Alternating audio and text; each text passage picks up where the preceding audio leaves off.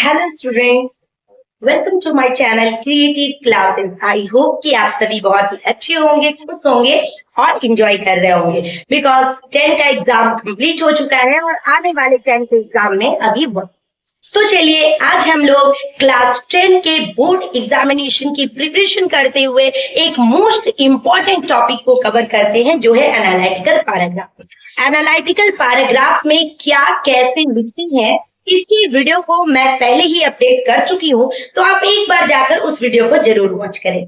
आज के वीडियो में एक एग्जांपल लेते हुए हम लोग बनाएंगे एनालिटिकल पैराग्राफ। तो चलिए बिना देर किए हुए स्टार्ट करते हैं आज के वीडियो को और जानते हैं कि ये एनालिटिकल पैराग्राफ कैसे हम लोग लिख सकते हैं, वो भी बहुत ही इजी और सिंपल ट्रिक के साथ। कुछ ट्रिक को मैंने पिछली वीडियो में भी डिस्कस किया था और उन्हीं ट्रिक के बेस पर आज हम लोग बहुत ही सिंपल वे में इस पैराग्राफ को लिखना सीखेंगे। जैसा कि इससे पिछली वीडियो में मैंने डिस्कस किया था कि अगर एनालिटिकल पैराग्राफ का क्वेश्चन टेबल में हो तो उसमें हम लोग क्या लिखते हैं, पाई चार्ट में हो तो क्या लिखते हैं। तो आप लोग देख पा रहे होंगे कि जो क्वेश्चन दिया गया है वो एक पाई चार्ट का क्वेश्चन है। तो इसके बेस पर कैसे हम लोग लिख सकते हैं एनालिटिकल पैराग्राफ कि सबसे पहला हम लोग इंट्रोडक्शन लिखते हैं। तो इंट्रोडक्शन क्या होगा, तो the given pie chart illustrates 7 different categories of household living in poverty in the UK in the यानी कि जो पाई चार्ट दिया गया है वो क्या इलस्ट्रेट कर रहा है, तो वो 7 different category of house hold दिखा रहा है। तो वो किस ईयर का, 2000 का और किस जगह का, यूके। सिंपल है। नेक्स्ट हम लोग आते हैं बॉडी ऑफ चार्ट में। अब मेनली बॉडी ऑफ चार्ट में ना सारे स्टूडेंट घबरा जाते हैं, बट घबराने की बात नहीं है। ये जो बॉडी ऑफ चार्ट होता है ना, ये कुछ भी नहीं है। जो पाई चार्ट में इंफॉर्मेशन दिया गया है उसी को बस हम सेंटेंस बनाकर लिखते हैं। जैसा कि यहाँ लिखा गया है, it is clearly evident from the pie chart that 20% of the total poverty is striking, यानी कि जितना टोटल चार्ट दिया गया है 26% जो है वो स्ट्राइकेड पे है। Next, household are those of sole parents, single people without children account for the second highest proportion with 24% in contrast. यानी कि कहने का मतलब है कि पूरे चार्ट ग्रुप में यदि देखें तो सिंगल पीपल्स जो हैं वो कितने हैं, तो 24%।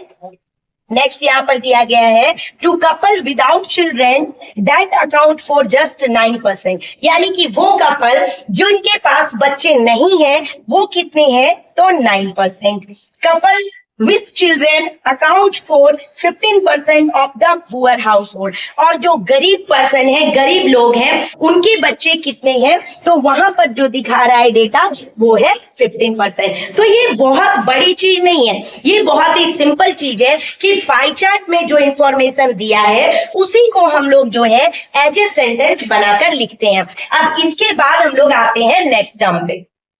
अब इसके आगे डेटा के अकॉर्डिंग लिखा है, single age person and age couple proportion for 12%, यानी कि जो सिंगल एज कपल है या फिर जो एज्ड कपल है, जो सिंगल पर्सन है, उनका डेटा क्या है, 12% का।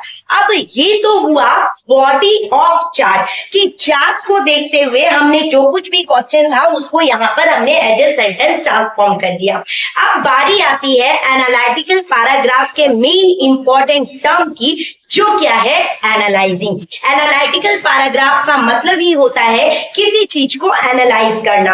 अब इस पाई चार्ट को हम लोग एनालाइज करते हैं कि एनालाइजिंग में क्या निकल कर आ रहा है, overall 14% of all households in the UK were living under poverty, कि टोटल डेटा के अकॉर्डिंग हमें देखने को मिल रहा है कि लगभग 14% ऐसे पीपल हैं जो कि गरीबी रेखा के अंदर आ रहे हैं।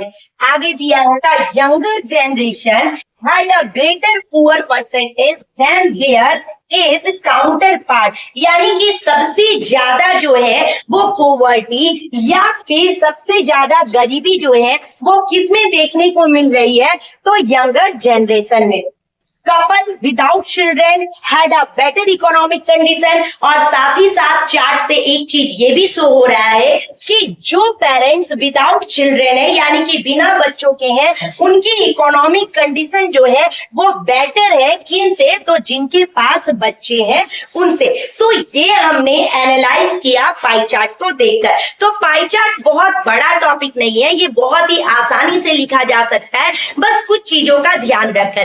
पहले तो आप इंट्रोड्यूस करो कि आपको जो चार्ट टेबल दिया गया है वो क्या है, फिर बॉडी पार्ट लिखो, वो की अकॉर्डिंग टू चार्ट ही हम लिखते हैं। और एनालाइज करने की बात रही तो ये एक इंपॉर्टेंट टर्म भी है। साथ ही साथ एनालाइजिंग करना ये हमारे ब्रेन का खेल है कि हम एनालाइज कैसे करते हैं। एनालाइजिंग का मतलब है कि ओवरऑल चार्ट को देखकर हमें क्या पता चल रहा है, कौन सी चीजें हैं जो कि कॉमन है, हम बहुत आसानी से उसे लिख सकते हैं। तो ये एनालाइजिंग का पार्ट होता है। तो आई थिंक आज की वीडियो आपको इंटरेस्टेड लगी हो। वीडियो कैसी लगी आप कमेंट करके जरूर बताइएगा। तब तक के लिए हेल्दी रहिए, खुश रहिए और मेरे साथ इसी चैनल पे बने रहिए। तो एक लाइक जरूर दें, अपने दोस्तों के साथ शेयर भी करें और चैनल पे नई है तो चैनल को सब्सक्राइब भी कर ले। Thanks for watching.